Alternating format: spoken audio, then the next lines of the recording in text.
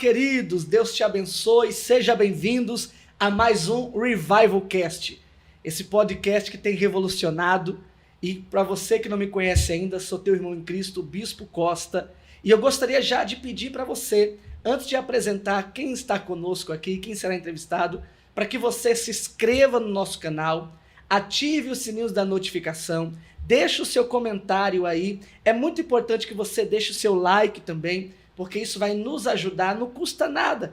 E você vai me ajudar a conseguir alavancar cada vez mais este programa para a glória de Deus, tá bom? Então, comente aí, compartilhe com mais pessoas e deixe também comentários de quem você quer que esteja aqui sendo entrevistado, quem você quer ver no nosso podcast. Isso tudo conta muito e nos ajuda poderosamente. Então, aperta o dedo aí no like, se inscreva e ative o sino da notificação. Deus te abençoe. Nós estamos recebendo hoje um grande querido, um amigo, um irmão, um pastor e uma pessoa incrível que nós vamos entrevistar hoje, que é o pastor Bruno Manuel. Pastor Bruno, seja muito bem-vindo. Obrigado, maravilha, paz do Senhor.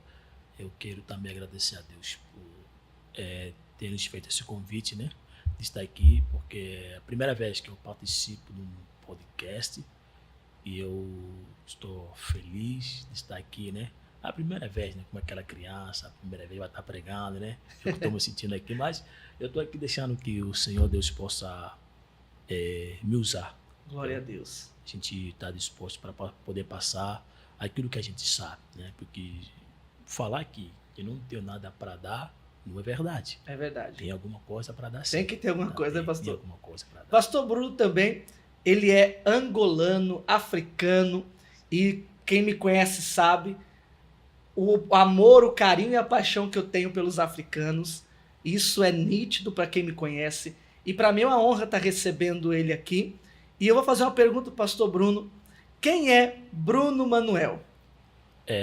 Bruno Manuel é um jovem missionário, né? Eu gosto mais dessa nomenclatura, né? É um jovem missionário que cresceu em Angola, no município de Sambizanga, e também viveu na Vila Alice, e viveu também num bairro chamado Mabor. O jovem cresceu na igreja, né? Cresci na igreja, principalmente no cenáculo El Betel.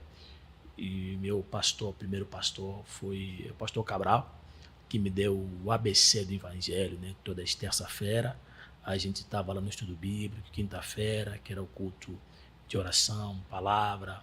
Domingo de manhã eu estava na escola dominical, sábado à tarde eu estava no inicial do jovem, da adolescente, e depois culto dos adolescentes. Então, assim, eu olhei para minha adolescência, eu digo para mim que foi uma das melhores adolescências do mundo, porque eu cresci debaixo de rigidez, num bom sentido, rigidez no bom sentido. Eu cresci lá na Casa Branca, que nos ensinaram o caminho da oração, o caminho do temor do Senhor, que esse é o princípio da sabedoria. Eu cresci no caminho da leitura bíblica. Tipo, na minha época, quando eu era adolescente, eu não tinha Bíblia de estudo, ou não tinha um livro para ler. Então eu só tinha a Bíblia para ler.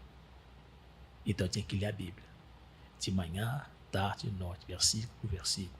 E lembro como se fosse hoje, tinha uma campanha que o pastor colocou na igreja, campanha de leitura bíblica anual. Uau.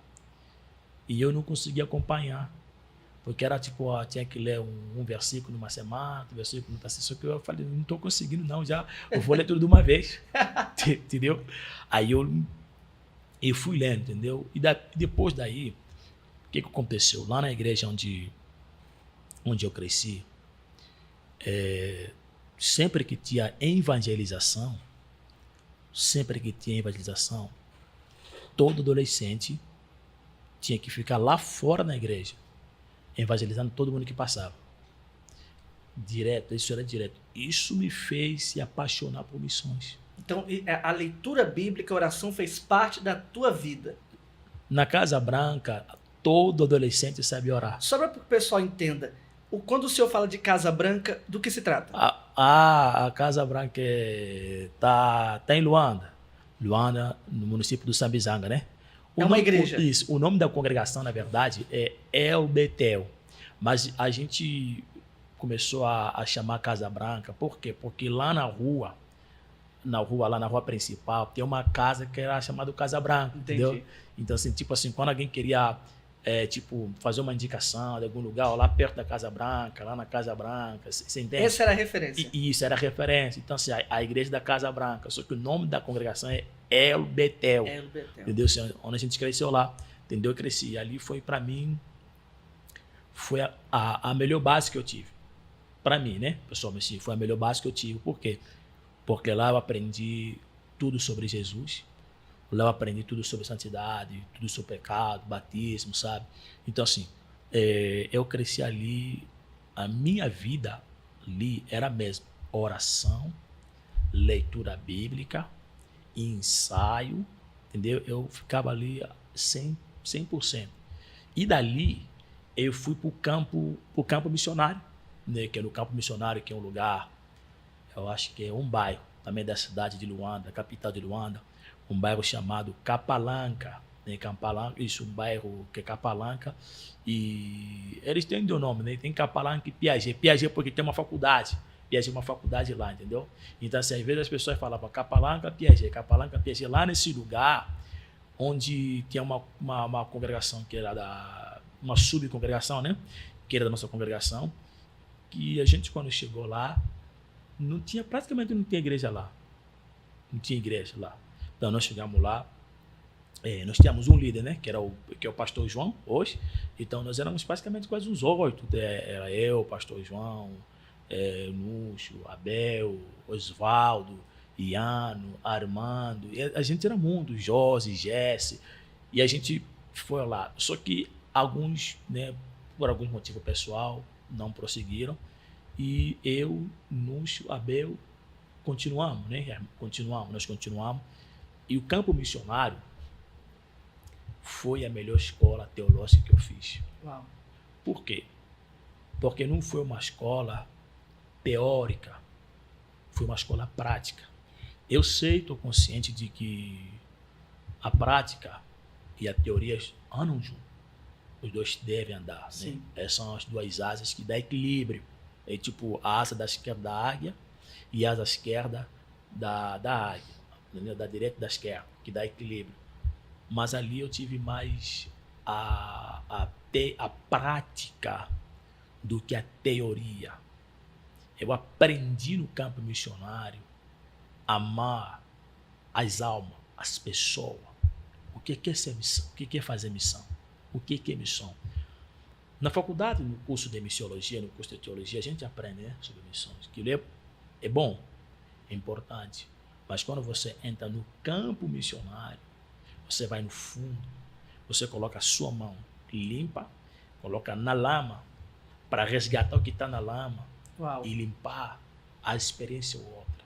Não tem coisa para mim não tem coisa para mim que me deu a base para me se tornar o que eu sou sem ser o campo missionário. Entendi. Então, contar minha história sem falar do campo missionário tá uma história incompleta. Entendi. Porque o que eu sempre digo, eu não fui formado em púlpito.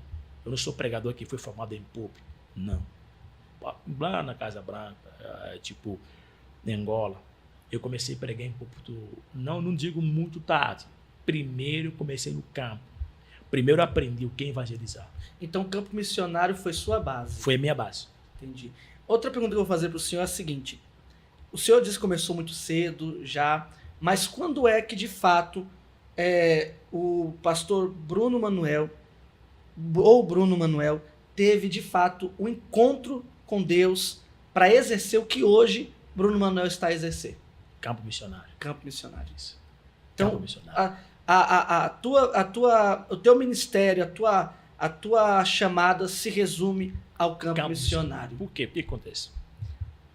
Como eu disse, a gente sempre nos colocaram para adolescentes, sempre trabalhou lá no Cenáculo BT, sempre trabalhou. A irmã Eunice, que era acho que era a nossa líder, né, o conselheiro, ela tinha uma fala dela o seguinte: adolescente só pode servir a Jesus e trabalhar. Servir a Jesus e trabalhar. Então, nós tínhamos isso na mente. Então, a gente se dedicava, a gente orava. E a gente nos colocava, tipo, tá tendo culto agora, culto tá decorrendo, né? Onde que a gente ficava? Lá fora, na igreja, evangelizando quem tá passando.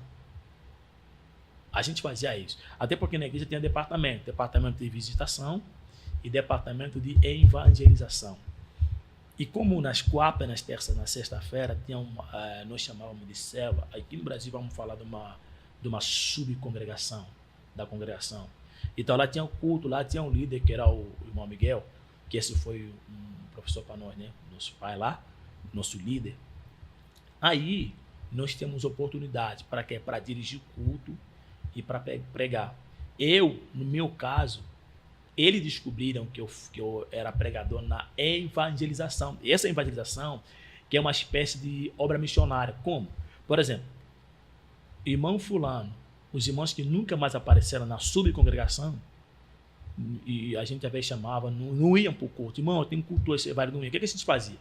Irmão Miguel disse o seguinte: vamos fazer o seguinte, já que eles não vão no culto, a gente vai cultuar na casa deles. Uau.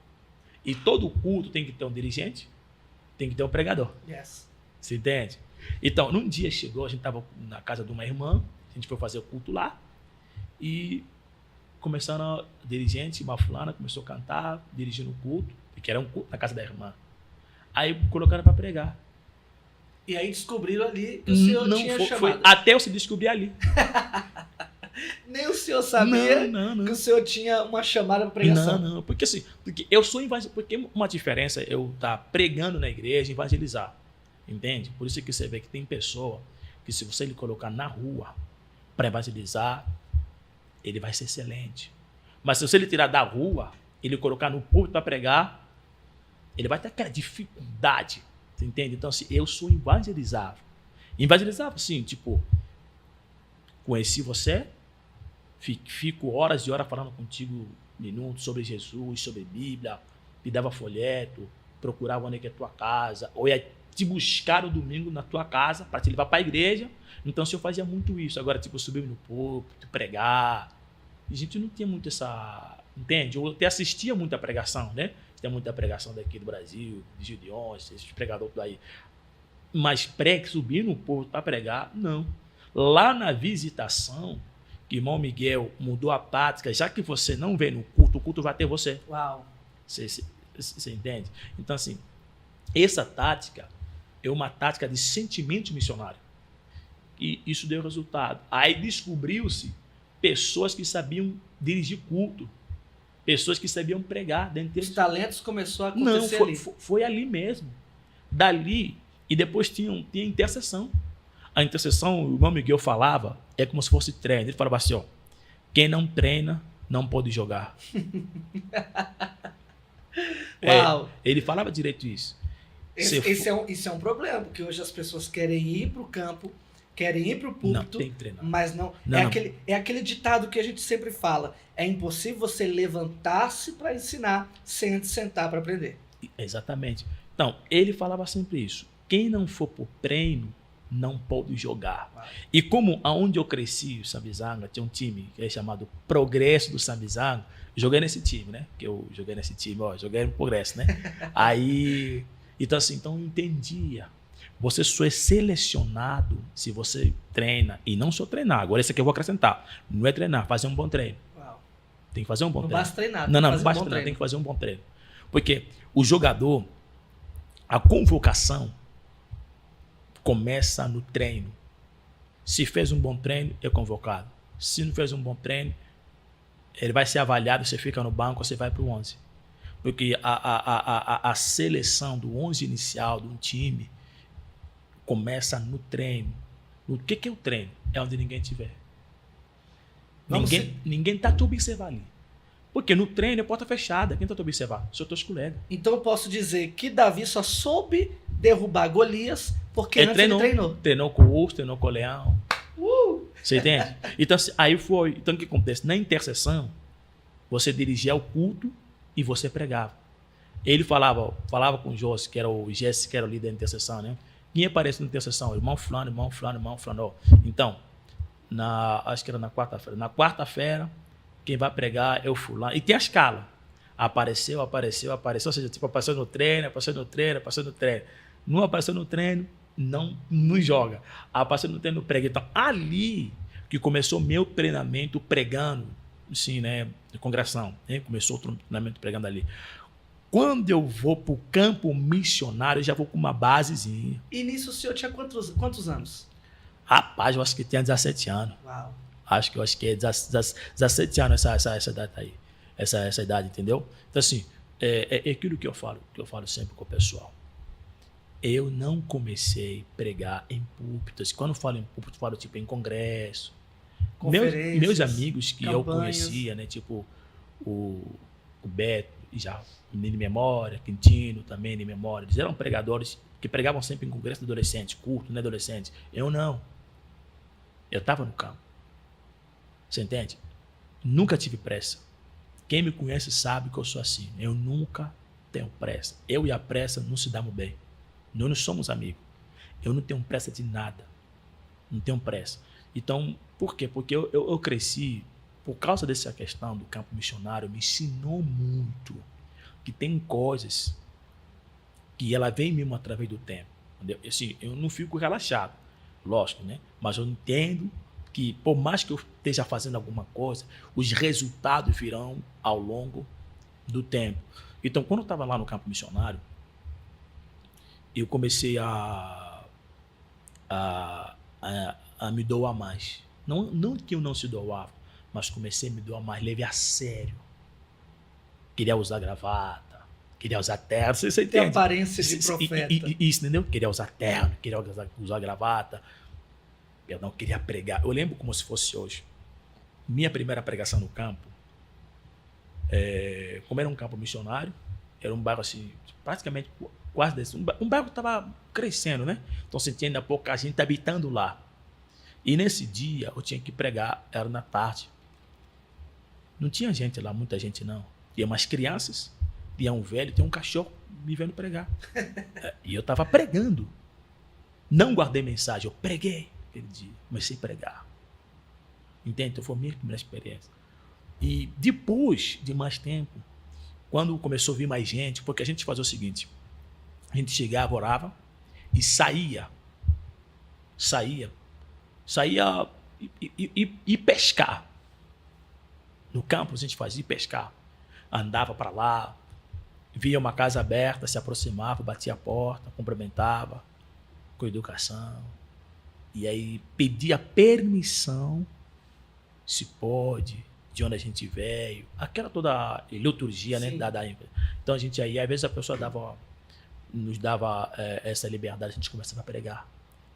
Mas era andar quilômetros e quilômetros. Era tipo sair de lá onde eu moro até onde você mora a pé. Agora imagina, área deserta. Entende? Era tipo sair de onde eu moro até em Santo André a pé. Você tem que ir, tem que voltar. Então a gente fazia direito isso. Só que os resultados só veio depois. E lotava. Deus começou a batizar com o Espírito Santo, libertação, teve visita. Eu tive uma experiência lá no campo. Foi uma das primeiras experiências sobre milagre. Porque eu só ouvia e via pelos DVD, né? Deus fazer milagre. Eu chamo ela de mãe, né? A gente chama de mãe porque a gente na África tem esse negócio de chamar de mãe. Quando o dia que você for lá, você mãe, pai. Mãe, então. Aí a mãe, né? Só que o povo entender. O povo africano, vocês têm o costume de, se for mais velho que vocês, mãe e pai. Isso, independente se é da família ou não. Exatamente, entendeu? Então, assim, a Mani, ela é a esposa do irmão do pastor João, né? Que hoje é pastor, né? Que é pastor. Que é o nome dele, na verdade, o nome dele é mais Joaninha, né? Então, a gente que era mais pequeno chamava já Mani, entendeu? Sim. Aí ela falou, Bruno, ora para essa criança. A criança estava pálida. Os ossos saíam, você conseguia ver os ossos. Ora para essa criança. E nesse dia, quem pregou fui eu. Quando eu prego, a igreja não estava mais, porque o dono do terreno pediu o terreno. Então nós cultuamos na rua, carro passando. A gente cultua na rua. E eu que preguei. Terminei de pregar, falou, Bruno, ora para essa criança. Aí eu peguei a criança e colocou nas minhas mãos, levantei ela para o céu e disse, Deus, eu não posso, mas tu pode. Cura essa criança agora. Eu falei que eu entreguei na mão, entreguei. Aí a gente foi embora. Eu já não estava mais no campo, eu fui visitar, tem uma criança correndo na escola do meu irmão. Campo missionário é excelente. Sua escola dominical do Piaget parecia um congresso, mas não era congresso, não era culto especial, era culto normal. Lotava. E tinha que dividir idade por idade, porque era tanta criança. Então tinha uma criança passada, falou, Bruno, você lembra dessa criança? Eu disse, eu nem sei quem é essa criança aqui, não. Disse, olha bem para ela. Eu disse, não, maninho, eu não sei quem é essa criança. Bruno, olha para a criança. Eu olhei e disse, Bruno, essa aqui é o filho da irmã Joaquina. Lembra aquela criança? Uma criança foi curada. Então essa foi tua primeira experiência de milagre. No campo missionário, por quê? Porque no campo missionário você vê coisas que você não vê em outro lugar. Uau, verdade. Entendeu? Então, você consegue ver o Deus de uma outra maneira que você não vê em outro lugar. Deus te mostra... Você tem experiências com Deus que você não teria se você fosse para outro lugar. É muita experiência que eu já tive no campo missionário, sabe assim? Outra experiência que eu tive no campo missionário, a gente mudou de lugar, foi num lugar maior, e as pessoas na igreja, quando as pessoas entravam na igreja, a igreja ficava muito grande, entende? Então, eu vi uma montanha, eu falei, rapaz, eu falei até com o Mitó, né? Eu falei, Mitó, vamos um dia naquela montanha ali? Vamos. A gente desceu e subiu. Quando a gente sobe, tinha casas, várias casas. Mas se você está do lado onde eu estava, você não conseguia ver as casas, não. A gente só tem que descer e subir. A gente foi para lá. Quando o pessoal nos viu, começaram a fechar as portas.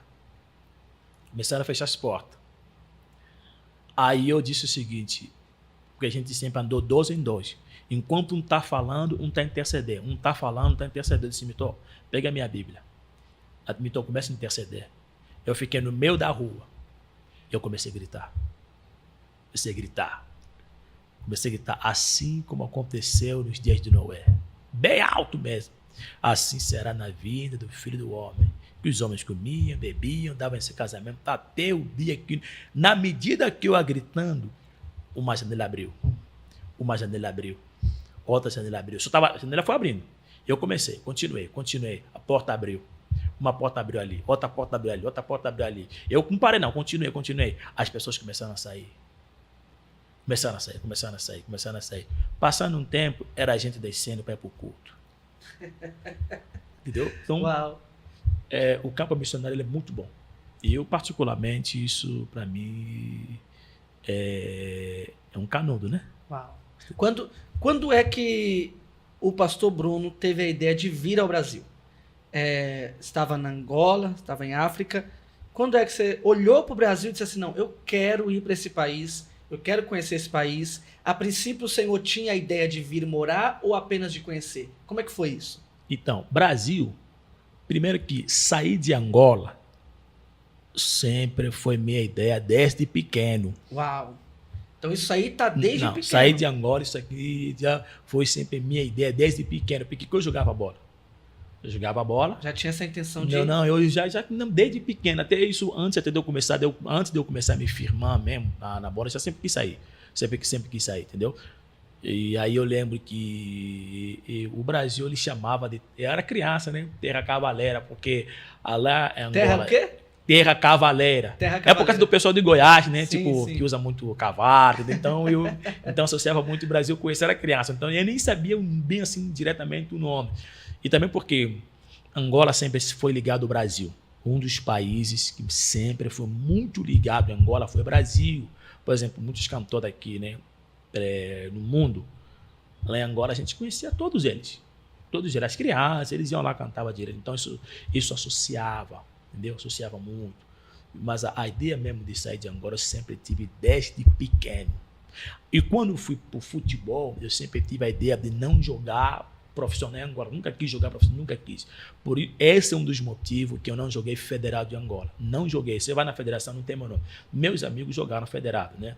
Tipo, o Nandinho jogou federado, o Isaías jogou federado, o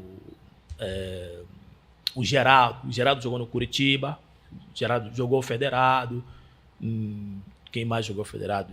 Os outros, né? Todo mundo jogando federado. Eu não joguei federado porque eu sempre tive algo comigo. Não vou jogar profissional aqui. Eu vou chegar até um certo tempo e eu saio. Entendeu? Porque eu ia para a Espanha, né? Eu saio daqui, mas não vou jogar aqui. Então, você sempre tive esse sonho. Aí, 2002, eu tava eu e o Mingo. O Mingo ele é como se fosse assim, um pai, né? Em Angola nós chamamos de cota, né? Uhum. Você sabe, tem essa... Sim. Tava eu, o Mingo é da Alemanha, eu tava assistindo um jogo.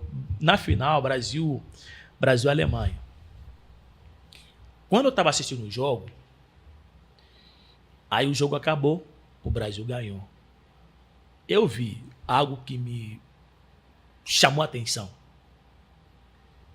O goleiro do Brasil começou a orar.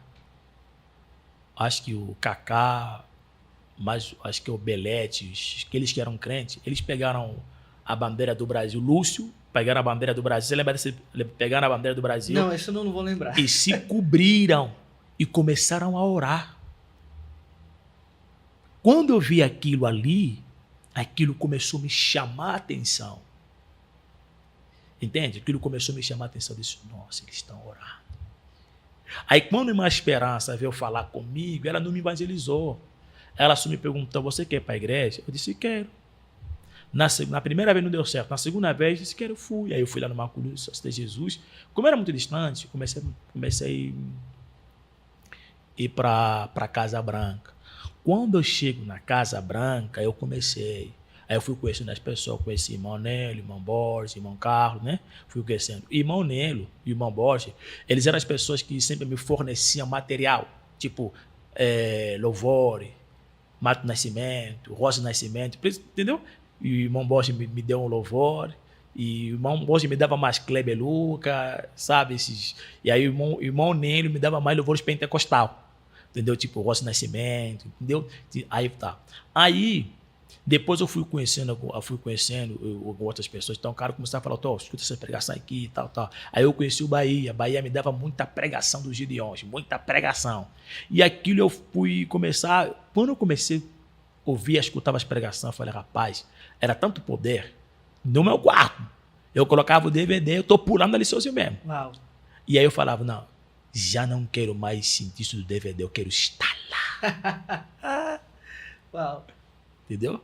Aí eu comecei a agir, comecei a correr atrás. Como é que faz? Como é que é? Sozinho. Aí foi quando... Ninguém nunca te impulsionou a isso. Não, eu quero isso. Aí foi quando eu comecei a decidir, eu quero ser pregador agora. Porque, lembra aquela história que eu contei, né? Sim. Aí eu decidi, né? Eu quero. Antes o desejo era de ser jogador. Depois de ver isso no campo... Não, o campo mudou direto. Ali ver os jogadores orando com a bandeira... O campo ele me mudou, mudou a minha visão da evangelização mundial. Hoje eu sou itinerante, mas eu me considero um itinerante missionário. Uhum. Você entende? Por isso que, tipo, eu não tenho problema se alguém me chamar de irmão, de pastor. Missionário, pastor. Não, para mim, eu estou focado no meu propósito. Porque o campo missionário me ensinou a ter um propósito. Qual é o propósito? É arma, é vida. Então, antes o senhor queria ser jogador, depois você viu essa cena acontecer, começou a receber louvores, DVDs dos Gideões, na época os Gideões devia estar muito alto, né? E aí foi lá que você falou, não quero mais viver isso aqui no quarto, eu quero ir para lá. Foi aonde o senhor desejou vir ao Brasil. Isso, desejei vir para cá. E o que acontece? A minha igreja, que é a Assembleia de Deus de Maculusso, do pastor Francisco, presidente. Então, o pastor Francisco, ele sempre levou brasileiros para Angola, que eu falei. Ele foi o primeiro pastor que levou o pastor Marco Feliciano em Angola para pregar. Ele sempre levou brasileiros, sempre. O pastor Francisco sempre levou brasileiros para Angola para estar pregando. E alguns jovens, na época, né, que eu ainda não estava na igreja, através da igreja, conseguiram vir para cá, para o Brasil, para estudar. Então, Maculusso, a Assembleia de Deus do Maculusso sempre teve a conexão com o Brasil. Sempre teve a conexão com o Brasil, entende? Então, assim, quando a gente olhava aquilo ali, então a gente queria mais vir para cá, você entende? Então, assim, isso aqui ajudou muito, entendeu? Ajudou, tipo, eu vi muitos pregadores pregando, brasileiro mesmo lá na Casa Branca, né? Pregavam. Então, assim, isso aqui ajudou muito, principalmente para mim, e comecei a ter esse sonho, entendeu? Comecei a ter esse sonho de querer ser pregador. Então, eu estava no campo, aí saiu do campo, começou a ter esse sonho. Então, a gente foi amadurecendo o sonho, batendo porta para lá, batendo porta para cá, orando muito. Até que Deus ele fez o milagre que a gente conseguiu chegar aqui no Brasil, entendeu? Glória a Deus. Isso é incrível, pastor, porque por mais que o senhor queria no início ser um jogador de futebol, vendo a tua história, o senhor contando, eu percebo que aí Deus entrou e fez tudo diferente. O seu plano era um, mas o plano de Deus era outro. Era de fazer o senhor um pregador do evangelho, um ganhador de almas, uma pessoa que se preocupa com missões, e não apenas só de jogar. Lógico que isso é um hobby que o senhor gosta de fazer, mas a sua chamada o senhor já entendeu, que é pregoar a palavra. Sim. Agora eu vou falar de uma coisa bem polêmica, né? Chegou a parte polêmica aí do podcast, então eu vou falar uma coisa bem polêmica, a parte espiritual, né? Porque o Revival Cast não está aqui só para ouvir a história das pessoas, mas para trazer para o lado espiritual também. Nós entendemos que todo lugar tem uma influência de espíritos. Cada nação tem influência de espíritos. E vindo para cá, eu havia perguntado para o Senhor algo, eu vou perguntar agora de novo aqui para que o nosso telespectador consiga entender a diferença. Eu, brasileiro, a vida toda na igreja, comecei a pregar com 12 anos de idade, fui pastor aos 19 anos de idade, ok. Então a minha vida toda, 29 anos aqui no Brasil, vivendo o altar de Deus. E o Senhor também começou muito cedo lá em Angola, a pregar, a fazer missão. Então minha pergunta é a seguinte: qual é a diferença, ao teu ver, aos teus olhos, à tua concepção, qual é a diferença da atmosfera espiritual de Angola, de África, para a atmosfera espiritual do Brasil? Qual é a diferença? Como que o senhor nota essa diferença? Eu queria que o senhor falasse isso um pouco para a gente, até para o telespectador compreender isso e ver qual que é a diferença da atmosfera espiritual da África e a atmosfera espiritual do Brasil. Qual é a diferença? Então, falando da atmosfera, a atmosfera ela não tem assim tanta diferença, né? Até porque o Deus ele é o mesmo, né? Yes. Mas a diferença que eu tenho aqui para falar é a questão da entrega.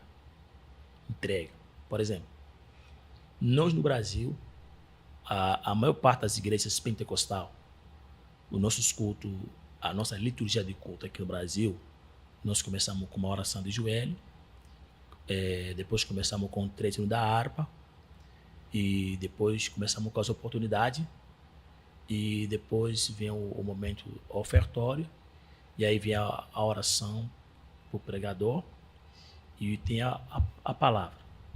Em Angola, quando eu morava lá, né, como é que era? Principalmente aonde eu cresci. Tanto na Casa Branca, eu cresci lá, e também fiquei um tempo no Pastor Costa, também um tempo no Pastor Carlos, e também fiquei na igreja do meu pai, né, lá onde eu fiquei em Chama, Pastor Edgar. Como é que é? Você chega no culto, dobra o joelho, você começa a orar. Você começa a orar. Você se entrega. Aí vai o louvor, que você se entrega, se envolve no louvor. Você vai, depois tem o louvor de palma, e aí tem a oferta. Louvor de palma, para que o povo tipo, entenda, é aquele louvor aqui, mais alegre. Isso. Louvor mais dançante. Esse que vocês vejam aqui. Aquela cultura que a África tem de dançar. Exatamente, entendeu? Só que antes desse louvor de palma, você já viveu um período de muita oração mais intenso. Ou seja, abrir um campo espiritual já. Isso, intenso. E depois que você levanta, você já embala, nós chamamos de embalar, você já embala na adoração. Você já vai. Você vai, e aí você tem o louvor de palma, que é a preparação para a oferta. O louvor de palma é preparação para a oferta. Você está louvando o louvor de palma, já vai... Por isso que o africano tem esse costume de ofertar daquele jeito? Isso, entendeu? Porque já veio preparando? Exatamente, entendeu? Já para a oferta. Então, daí, veio a pregação. Então, agora você imagina, você todo dia assina o culto. Não tem oportunidade. Agora, as oportunidades, isso vai... Depende, entendeu? Assim, uma vez ou outra, vamos dar uma oportunidade de uma fulana para cantar. E também a oportunidade tem mais em cultos especiais. Assim, tipo, não é uma regra que tem que ser aquilo. Não. Aonde eu vou falar de onde eu cresci. É assim mesmo, onde eu cresci. Chegou, dobrou o joelho, começou a orar, mas é orar. E nós temos um costume, você tem que orar até transpirar. Repete, por favor. Você tem que orar até transpirar. Se não transpirar, não valeu. Não, pra mim não era bom, não. Eu, particularmente, orei, não transpirei, até falei, oxe, não suei, não. Uau. Você tem que orar até transpirar. E eu, principalmente eu Abel, né? Ele é pastor hoje. A gente falava assim, pô, eu orei, mas não busquei. Como assim? Orar é uma coisa, buscar é outra coisa. Meu Deus. Você já perdeu agulha no escuro? Não, nunca perdi. Já perdeu agulha no escuro? Já perdeu alguma coisa no escuro? Já perdeu alguma coisa que você não sabe onde está? Mas não acha. E você tem que procurar. Essa é a intenção. Enquanto você não achar, você não se sente bem. É essa a questão de buscar. Isso é buscar. Ok. Você tem que transpirar. Tem que suar na oração. Então a gente... Você tá vendo que você tá orando, tá essa véia. Aí véia tá aparecendo. A gente lá era assim. É mesmo oração mesmo. Quando você vai orar de madrugada, você tá... É memorar. E memorar, você dá 0, vai até não sei quanto. É oração. Isso é um costume do povo africano. Não, a gente lá é assim. A gente lá é assim. Não é uma questão que, não, vocês oram porque é por causa do mundo espiritual. Não é por causa do mundo espiritual. É mesmo nosso devocional. É o costume. É nossa comida mesmo, entendeu? É tipo o Ronaldinho Gaúcho com a bola. Natural. Não, é devocional. O Ronaldinho não faz aquilo para mostrar, ele é assim. Entendeu? É dele. É dele. Se você pegar a bola, dar uma bola para ele agora, ele vai fazer aquilo de novo. Então, assim, nosso devocional. Mesmo eu hoje, eu orei uns 5 minutos, 10 minutos, já me sinto mal. Tem que orar mais. Entendeu? Então, assim, essa aqui é nossa vida lá. Nós temos que orar mesmo. Então assim, e quanto mais você se entrega, você ora, mais você vê Deus. Entende? Mais Deus se apresenta. Isso que nós entendemos. Porque a gente vai para o culto, a gente vai buscar Deus mesmo. Entendeu? A gente vai lá, a gente vai buscar Deus. E vai preparado para ouvir. Eu vou buscar, vou me entregar, vou me doar. Porque eu quero ver Deus. Eu quero te ver. Você lembra de Moisés? Se você ler o texto lá, Moisés subiu. Moisés subiu o Monte Sinai. Se você olhar o Monte Sinai, ele dá entre 1, 2 horas, 3 horas para subir. Se ele dá 1 hora para subir, então para descer vai dar 1 hora, então são 2 horas. Se ele dá 2 horas para subir, então para descer já vai dar 4 horas. Agora você imagina, você tem que subir no pico do monte. Vai buscar. E não é fácil subir morro com aquelas pedras. É exatamente isso que a gente lá faz. Entendeu? Na África você tem que orar mesmo. Você não tem escapatória. Você tem que orar. Se você quer ser crente mesmo, de verdade, em Angola, ore muito. Sua. Deixa a camisa molhar na oração. Deixa o seu quarto ficar abafado de calor. A gente pensa assim. E eu, particularmente, eu tenho isso. Por quê? Porque eu entendo que quanto mais eu orar, eu vou pecar menos. E no dia que eu pecar, eu vou sentir vergonha. Uau. Por quê? Porque eu não estou acostumado com aquilo. Entende? Quando eu peco, eu sinto que fiz algo que não tem a ver com o meu caráter ou com o meu ser. O que acontece? Eu vou ficar com vergonha.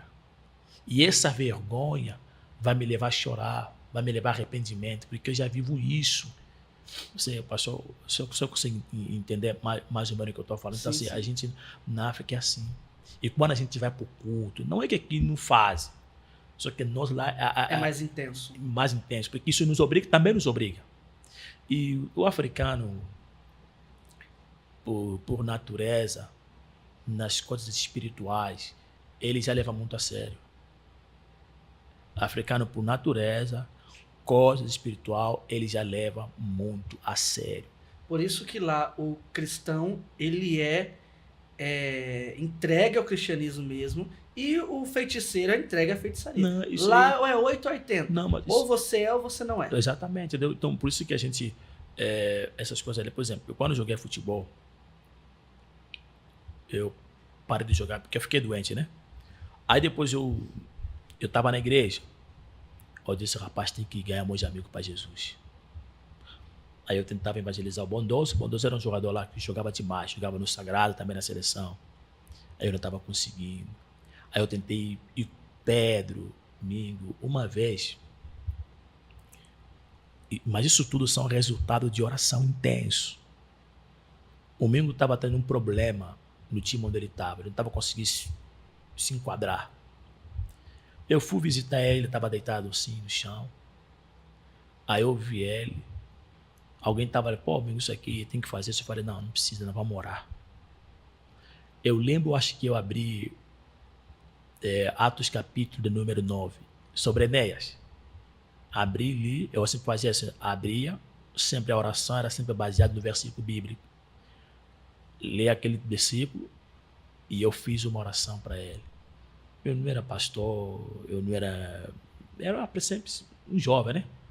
Aí ele levantou na hora. Ele levantou na hora. E para mim aquilo era coisa normal. Levantou e foi. Aconteceu que outra vez eu estava fazendo missões em Benguela, eu, pastor Carlos. Um dos jovens lá falou, tem uns jogadores que estão aqui, que eles são da capital. Eu disse, quem são? Fulano foi, são meus amigos. É sério, falei, é sério. Me lembram onde eles estão. Por quê? Porque eu em Angola sempre quis ganhar um jogador para Jesus. E eu tinha uma Bíblia. Nessa Bíblia, não sei se ainda existe mais, tinha testemunho de vários jogadores que são crentes.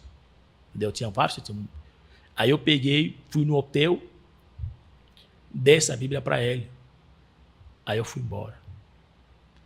Eu não sabia. Ele leu aquilo tudo. Passando os anos, eu já no Brasil, ele mandou uma foto no Facebook. Dá porque ele me cumprimentou na paz. Eu falei, ué, me cumprimentar com a paz? Ele não me cumprimentou assim? Ele depois mandou, você lembra quem me deu isso? Eu disse, não sei. Eu falei, foi você que me deu em 2011. Até hoje não paro de ler.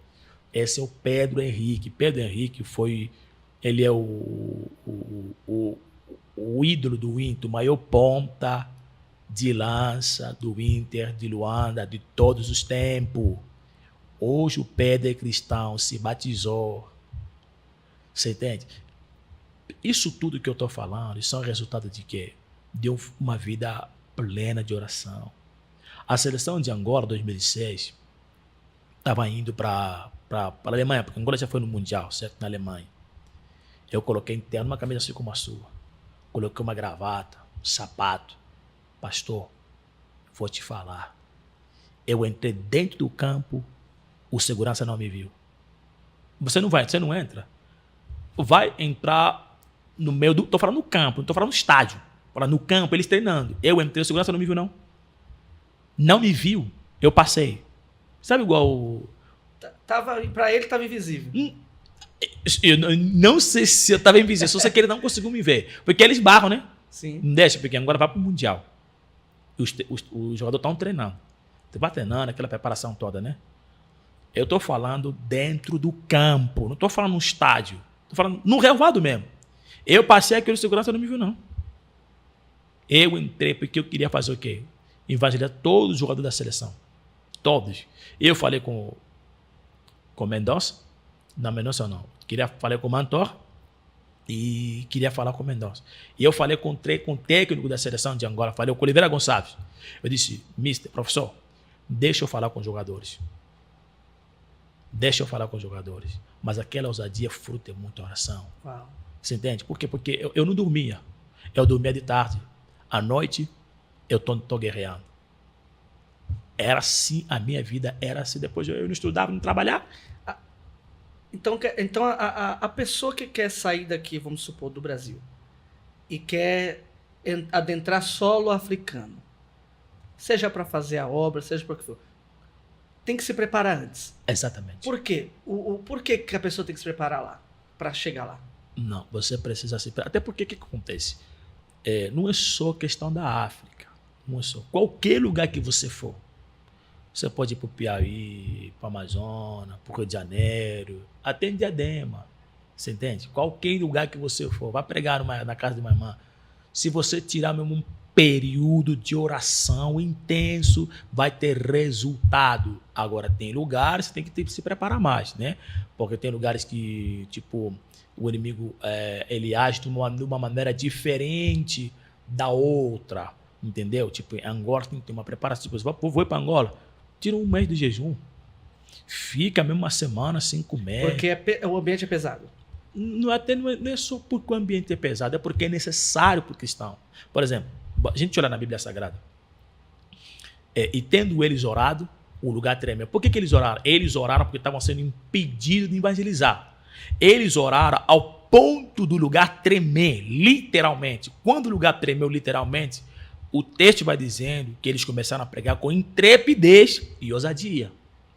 Mas antes deles fazerem essa oração, eles não tinham aquela intrepidez e ousadia que tiveram depois da oração. Isso aqui não é só questão de ir para a África. Você vai para a Índia, vai para a China. Perdão, você tem que se revestir, né, da oração. Você tem que buscar, você tem que se entregar. Isso aqui para qualquer lugar que você for, se quer ter resultado, faça isso e você vai ver. Aconteceu uma vez, na época que eu morava com o Samuel, né?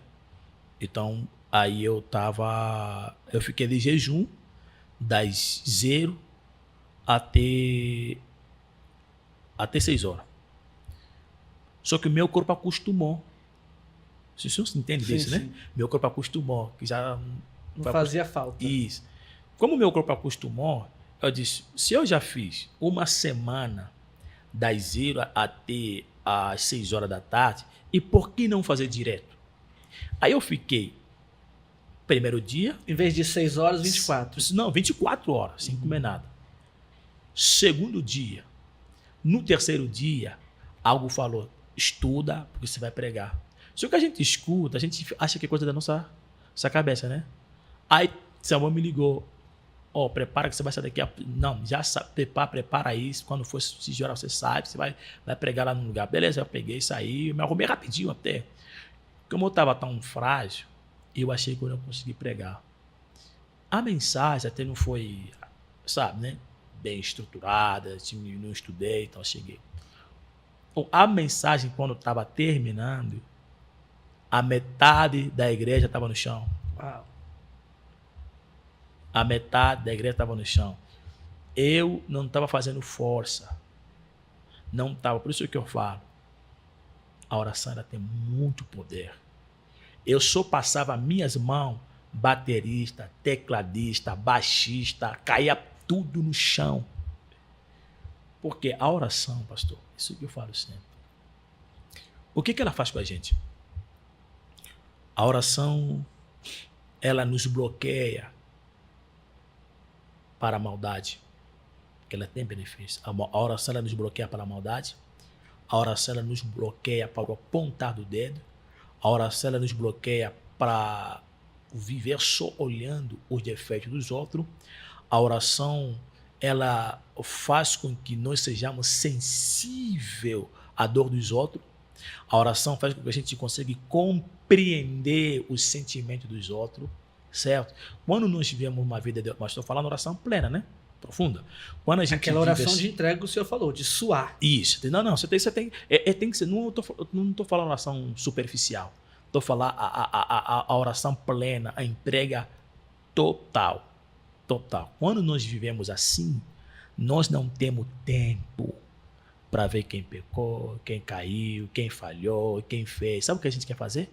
A gente quer ver todo mundo de pé. É aquilo que eu falei naquela hora. Eu preguei em São Paulo, né? E cheguei em Santo André. E já não tinha trólebus. Eu saí a pé de Santo André até no Jardim Silvina. É longe. A pé, com o meu carrinho. Eu tenho um carrinho que eu coloco meus materiais. Estaciono a pé. Quando eu chego no Ferrazópolis, tem um bar ali, sabe? Tem aquele bar que fica no Ferrazópolis, né? Sim, sim. Ali passou 2 meninas. Aí tava vindo 2 varões. Um deles me reconheceu, que eu falei aqui lá no senhor, me reconheceu. Que ele gritou, pastor, tô caído, me deu um abraço. Eu fiquei constrangido no começo. Depois ele me gritou, pastor, tô caído. Na hora, eu disse, levanta.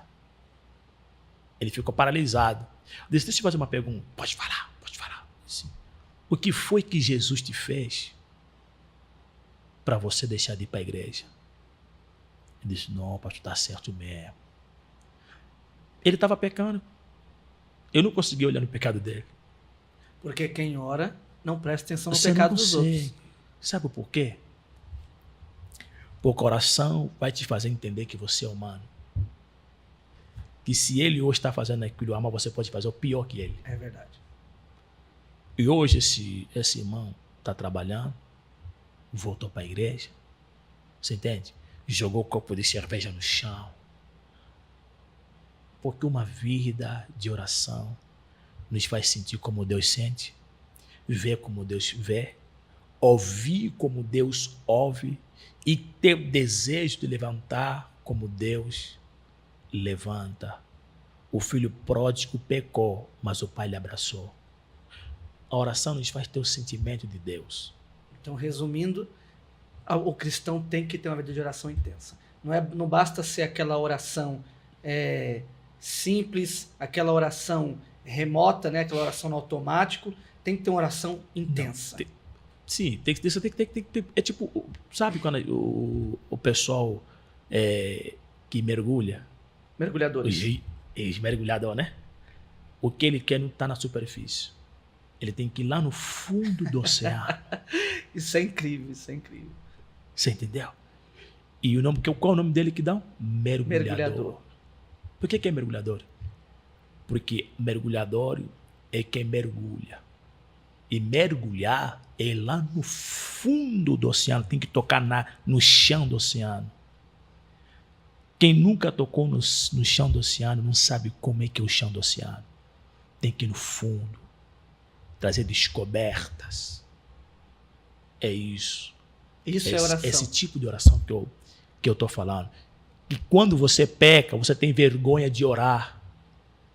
Você tem vergonha de levantar a mão da glória. Você tem vergonha de olhar na Bíblia.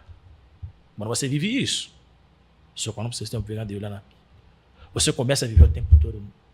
Não era para fazer isso. E chega um momento que no culto você começa a chorar.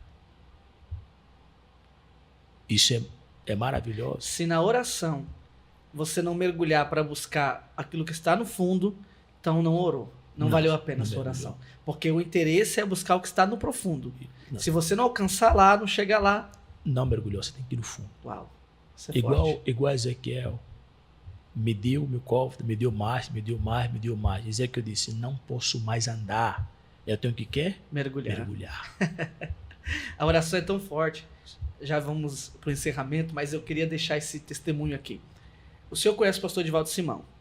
O pastor Divaldo Simão hoje, ele me mentoria. Ele é meu mentor espiritual.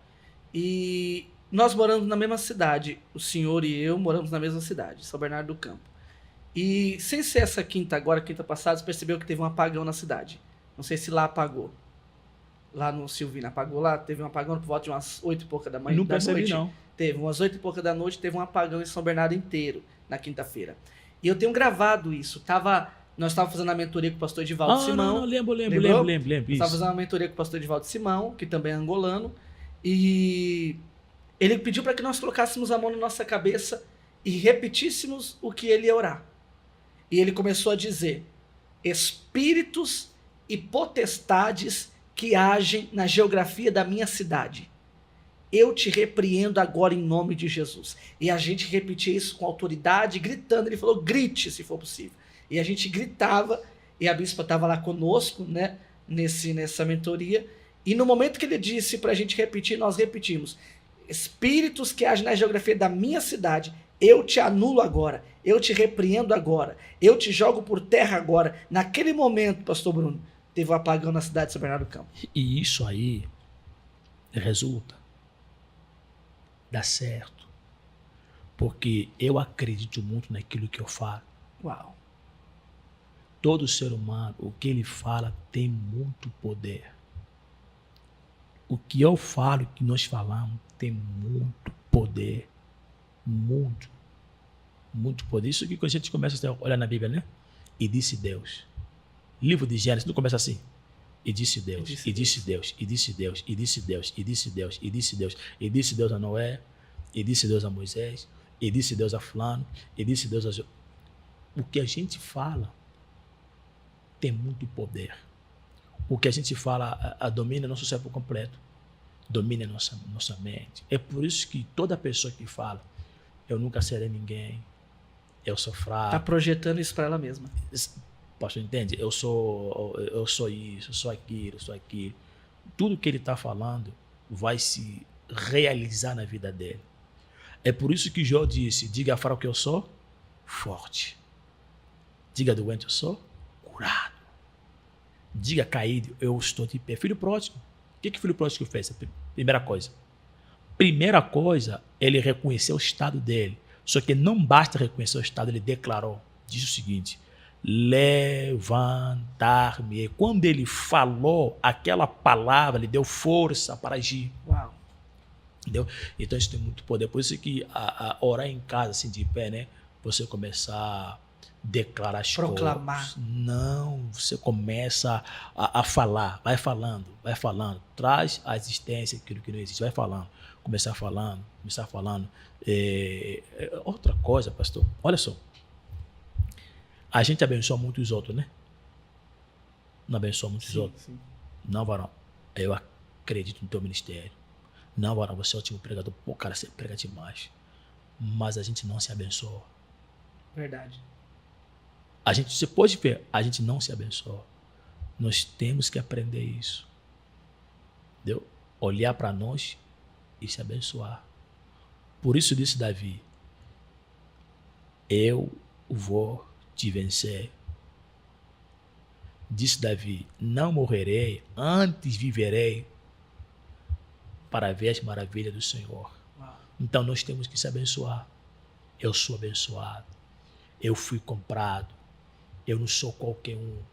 É por isso que tem gente que quando lhe condenam por causa de algum erro que ele comete, ele já se torna uma pessoa completamente derrotado. Porque ele não aprendeu a olhar para si através de Jesus Cristo quem ele é. Verdade. Você entendeu? Então, assim, isso é uma das coisas que nós precisamos fazer. Isso aí que o senhor acabou de falar, o pastor fez, tem muito resultado. Parece que não, mas tem oração de declaração, oração de repetição, pessoa repetir, pessoa falar, porque as palavras têm muito poder, têm muita autoridade. Eu vou chegar. Eu em Angola eu falava, vou para o Brasil.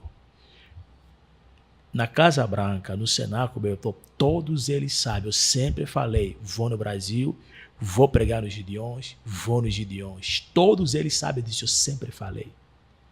E eu não falava só, eu agia e orava em cima daquilo que eu falava. Uau. Você entende? Então assim... Oração, orar e agir. E eu preguei nos Gideões de Japeri, preguei nos Gideões da Paraíba, preguei nos Gideões Tins. Você entende? Então assim, as palavras que nós falamos, acontece. O nosso problema é que nós não é que a gente não sabe, a gente sabe, mas a gente despreza o poder das palavras, porque uma coisa é eu saber, outra coisa é eu desprezar aquilo que eu sei. Por exemplo, quem não sabe que Deus cura? Todo mundo sabe. Quem não sabe que Deus é maior que o problema que está enfrentando? Todo mundo sabe. Mas no percurso de enfrentar o problema, você percebe que as pessoas esquecem de Deus e olham para o problema? Já percebeu? Já. Mas ele sabe que Deus é maior que o problema. Então, é isso que eu falo. Não é só o saber, é que a gente despreza. Entende? a gente despreza até aquilo que sabe. É forte, é muito forte. Então, por isso que a gente tem que declarar naquilo que nós soubemos. Uau. Estou começando, vai dar certo, vou conseguir, eu não sou isso, não serei isso, Deus vai me abençoar, porta vai se abrir, serei curado. A mulher de fluxo de sangue, ela não viu Jesus, ela ouviu primeiro e ela disse, declarou, Uau. se eu tão somente só tocar, não quero nem lhe abraçar, eu só quero só tocar. Olha o que ela disse, eu só quero tocar na orla das suas vestes. E a Bíblia vai dizendo, disse consigo mesmo, se eu tocar, continuou, afirmou, eu serei curada. Glória a Deus. Esse é o propósito, né? Você entendeu? A pena é que o tempo já foi, já acabou, a gente queria falar muito mais, mas recebi hoje com alegria pastor Bruno Manuel aqui, e antes de nós encerrarmos, eu gostaria de pedir para o Senhor fazer uma oração, tá bom? Porque não terminamos sem antes orarmos, tá bom? Então, quero agradecer a todos vocês que esteve conosco até agora. Não se esqueça, se inscreva no canal, ative os sininhos, comente aí quem que você quer que esteja aqui para me entrevistar também nos próximos podcasts. Eu quero agradecer a todos abundantemente, agradecer ao nosso Deus, agradecer ao Luan Nascimento, que é essa produção incrível que nós temos, agradecer minha esposa, para a glória de Deus, agradecer também ao pastor Bruno Manuel por essa maravilhosa entrevista. Amém. Foi incrível, foi maravilhoso. Eu vou pedir para o Senhor conduzir essa oração agora, para que a gente pastor, encerre. antes de orar, eu queria só completar algo que o senhor me perguntou, né? Como é que foi para a vinda do Brasil. E rapidinho, nesse percurso todo, Maculusso sempre levou o pregador para Angola. Aí teve uma fase, estava pregando muitos pregadores, já eram os angolanos que moram aqui, né? Pregavam lá nessa, e nesse dia estava a pregar o pastor Edgar Manel, que é o meu pai. Aí eu conheci o pastor Edgar, aí o pastor Edgar me adotou, né, como filho, morei com ele na casa dele, entendeu? Fui adotado. E dali, do África em Chama, que África em Chama foi o caminho mesmo para poder vir para cá, porque meu pai, ele tem igreja no Rio de Janeiro, né? A Assembleia de Deus África em Chama. Então dali foi um portal, uma porta, que através dele eu vim aqui. Eu, quando cheguei aqui, já tinha uma casa, meu pai pagou o aluguel da minha casa, me deram uma geladeira, entendeu? A minha mãe, a missionária Luciana, me deu colchão, me deram cama, me deu fogão.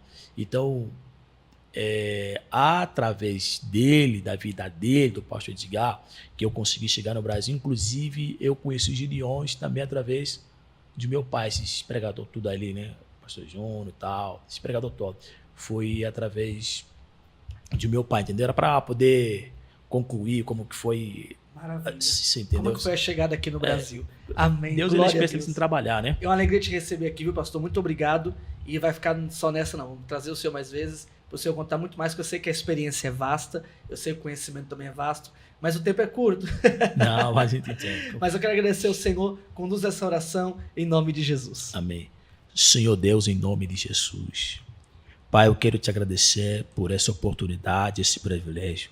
Meu Deus, embora não merecendo, mas o Senhor nos deu a graça de estarmos aqui nesse podcast, Senhor. Deus, muito obrigado, em nome de Jesus. Pai, continua abençoando, continua, Deus, falando através da internet, salvando vida, edificando vida, ó Deus. Meu Pai, continua levantando os caídos, fortalecendo os fracos, trazendo os afastados, ó Pai, perdoando os pecados, renovando as vidas, Senhor, avivando vidas que precisam ser avivadas. Deus, em nome de Jesus, abençoando os ministérios, Senhor, curando todas as enfermidades, ó Pai, no nome de Jesus Cristo, Senhor da glória. Espírito Santo, visita os hospitais, os presídios, Pai da eternidade, consola os que estão chorando nesta hora. Visita, meu Pai, todos os empresários ao nível do mundo, os missionários que estão no campo, ó Deus, os pregadores, os pastores, meu Pai, visita as cidades em nome de Jesus Cristo, Pai da eternidade. Senhor, faz de novo que tu fez, o avivamento, salva a vida, Senhor, no nome de Jesus. Sopra o teu vento, ó Pai, que tu soprou no dia de Pentecoste, Deus eterno. Nos ensina a orar, nos leva na atmosfera da oração, a mergulhar na oração, a mergulhar, Senhor, na adoração. No nome de Jesus Cristo, Pai da eternidade, Príncipe da paz, o leão da tribo de Judá, nesta tarde, nesta hora, nós queremos te ouvir, queremos te ver, queremos te sentir, Senhor. Queremos sentir vergonha dos nossos pecados, dos nossos erros. No nome de Jesus Cristo, queremos se aproximar de ti, Deus, como nunca, Senhor. Nos ajude, nos dê força, nos fortalece, Pai querido. Nos cubra com teu sangue, nos lava com teu sangue, blinda nossas mentes, em nome de Jesus Cristo. Lava-nos, ó Pai, do alto da cabeça até a planta dos pés, para a glória do teu santo, bendito e eterno nome. Senhor dos exércitos, vem nos visitar. Nós queremos te ver, queremos ver tua glória. Nos visita como tu visitou a casa de Obed-edom, como tu visitou a casa de Jébro, como tu visitou, meu Pai Santo, ó Deus, a casa de Jairo, a casa de Pedro. Queremos te ver em nossas casas, entre nossas casas. Repreende tudo que não professa o teu nome. Repreende tudo, meu Pai Santo, que nos impede de orar. Repreende tudo que nos impede, meu Pai Santo, de te agradar, que nos impede de meditar a tua palavra.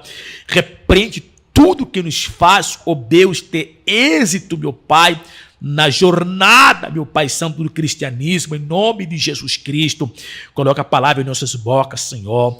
Coloca a tenaz, coloca a brasa de fogo em nossas bocas, em nome de Jesus Cristo, como tu colocou na boca do profeta Isaías. Ó Deus, nos dê graças, estenda a tua mão, tenha misericórdia de nós, nos livra de todo o mal, Senhor, de todo ataque, toda seta, toda retaliação, toda interferência, em nome do Senhor Jesus Cristo, nesta hora, todo ataque na mente, meu Deus amado, em nome de Jesus Cristo, Senhor da glória, Pai, estenda a tua mão toda poderosa, derrota o inimigo, repreende os demônios, Senhor, repreende toda a sorte de espíritos malignos, meu Pai, de enfermidades, espíritos que trabalham contra a prosperidade financeira, contra a prosperidade ministerial, que trabalha, meu Pai, contra a obra da evangelização. Em nome de Jesus Cristo, Deus, nesta hora, estenda a tua mão toda poderosa. Bendito seja o teu nome.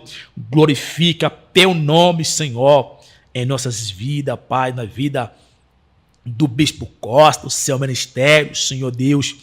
Venha trazer crescimento extraordinário, traz as almas, Senhor, que haja cura, libertação, transformação, amplia a pena, meu Pai, dá um lugar próprio, tira ele do aluguel, em nome de Jesus Cristo, Senhor, estenda a tua mão, que apareça alguém, Senhor amado, vendendo um galpão, vendendo um terreno, para que o teu nome seja glorificado nos céus e também na terra.